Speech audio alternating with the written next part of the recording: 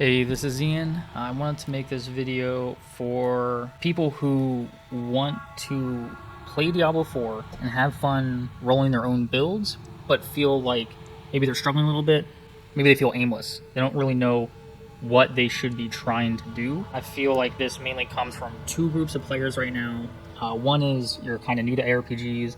I have a lot of buddies I play shooters with and are not used to RPGs. They're coming in and they're having a blast in the first 20 levels, and then things kind of slow down, and then they hit, the mid 30s, 40s, and all of a sudden they kind of hit a wall.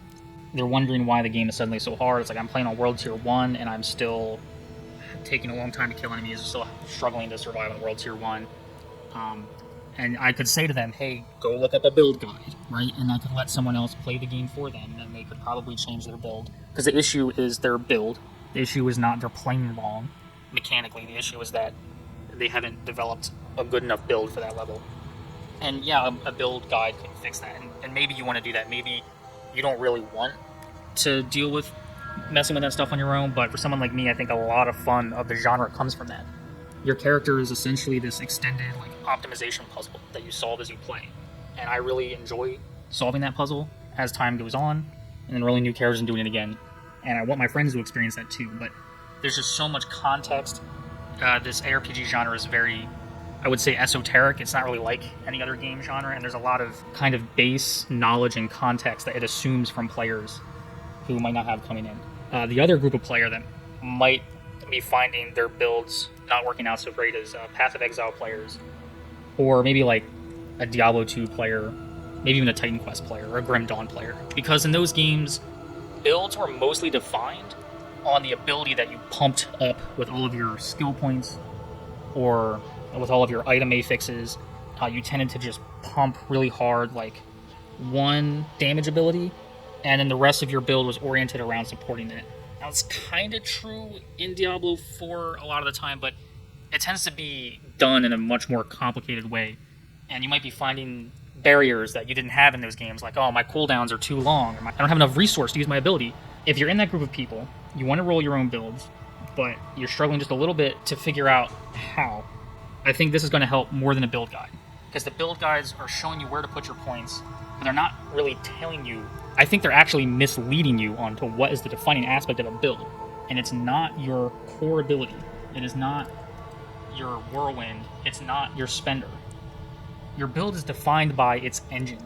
Your build is not defined by the attack you're using in Diablo 4. It's defined by the strategies you use to generate cooldowns and to generate resource. Anytime you're making a build in this game, the first two questions you need to ask are, how am I getting my cooldowns back faster? And how am I getting my resource back quicker? Now, you might notice there's affixes you can get on items. These are important no matter what, but they won't solve the issue. Cooldown reduction, helmet and amulet, extremely important. Resource cost reduction on boots and amulet, also extremely important. Both of those kind of answer those questions. How am I getting my resource back? How am I getting my cooldowns back? That establishes your baseline. But you need more than that. You need synergies that actively reduce your cooldowns and actively generate more fury. I'll show an example here. The most basic example anywhere that I've seen in the game is in the Barbarian. The Barbarian has a move called Death Blow. And this move in itself essentially can be a small basic engine that requires no legendary aspects or anything. And because it answers the question, how am I getting my cooldowns back? How am I getting resource?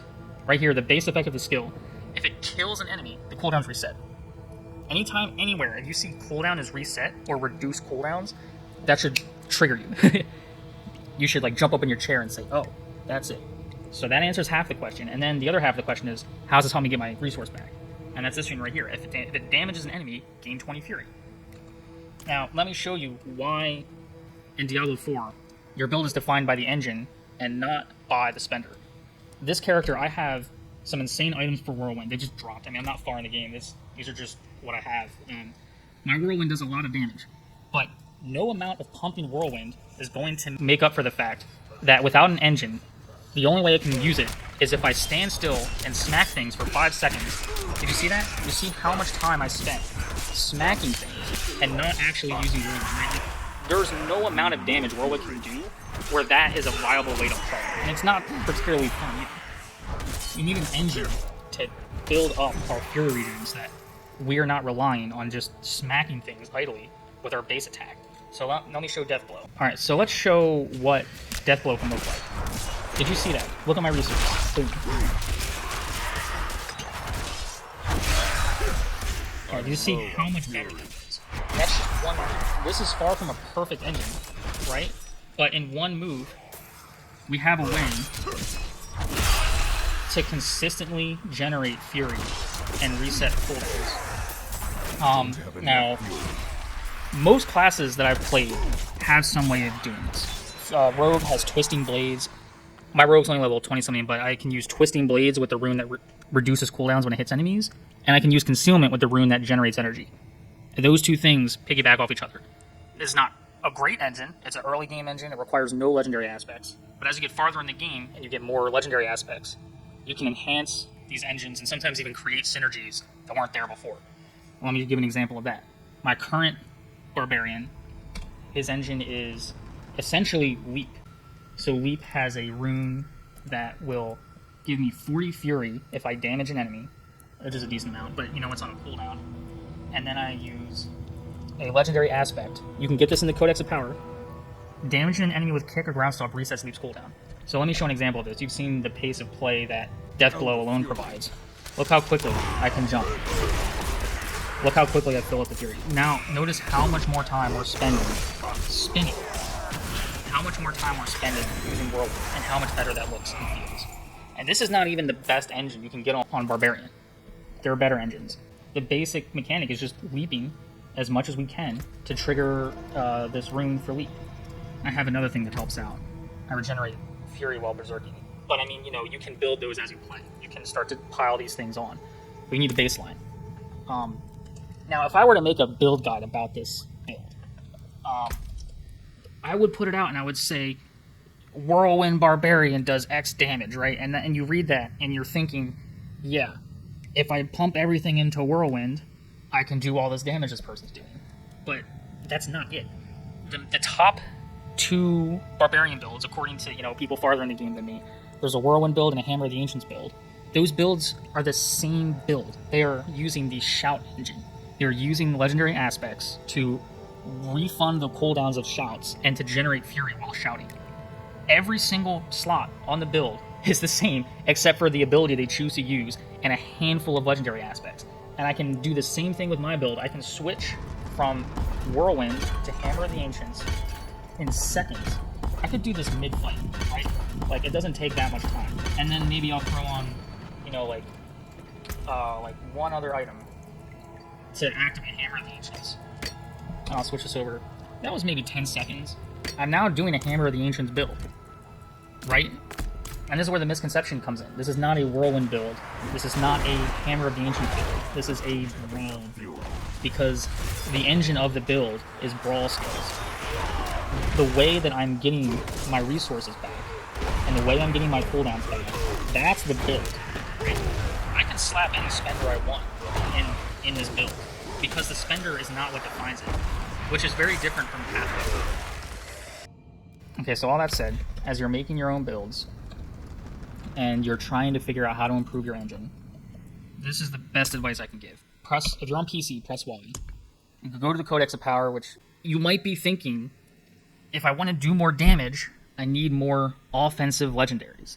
But if you're not doing enough damage, it's probably because your engine's not good enough. So stop looking for your offensive powers and start looking for your resource powers. These things, your shout skills generate 2 Fury per second while active. This is something you can build around. Restore resource when you crowd control an enemy. This is something you can build around. If you're on Rogue, you can take dash with the rune that makes it slow enemies. And now all of a sudden, if you dash through 10 enemies, you're getting 10 resource back. Right? Like, this is the way that you're powering your build and getting more damage. I mean, these offensive ones matter too, but I just feel like this is a little different with Diablo 4 because our builds are not simply supercharging our ability with massive stacking offensive powers, which was even kind of like how it was in Diablo 3. Our build is activating our resources and our cooldowns. So the reason this is going to help is because you notice these resource powers can only roll on rings. You can only get these on rings. That matters because when you're gambling, well, they call it gambling, but when you're spending your obols, if you don't know, there's a Curiosity vendor. In Kyovashad, he's basically down here. And you can spend these obols to roll items of a certain type. If you go to him and you spend them to roll rings, that is how you can try to target these legendary aspects that give you engines that you can get your build off the ground with. And you want to look at some other aspects too. For example, the main one that I rely on, the resetting Leap's cooldown, is actually a mobility skill. And these come on boots and amulets. And actually, so like amulets can roll anything. So in that case, I want to roll boots. That's how you can try to get these legendary powers early on. You can also, I don't know if you know this is kind of important. You see a power in the codex of power that you want. It says, okay, I need to go to the Sirico Caverns and Kedistan. Where the hell is that, right? Look, you can actually left-click it. I'll show you the controller if you're on console. You press A to pin it on the map. And you can switch directly over the map, and you will have a little trail telling you where to go. In this case, this dungeon is on my map. If the dungeon was over here in the Fog of War, it would still do this, and you would still have this trail to follow. So you can actually, you don't have to know where the dungeons are. You just pin them. Let me pin this one. And then just follow the trail. Yeah, see, so this one is all the way down here. I've never been down there, but if I follow the trail will get me there. I hope this video helped. I hope you have a better idea of what to look for when making your builds, and I hope you have all the success making your own builds. If you need to look at a build guide, try to look for build guides that specifically mention early game.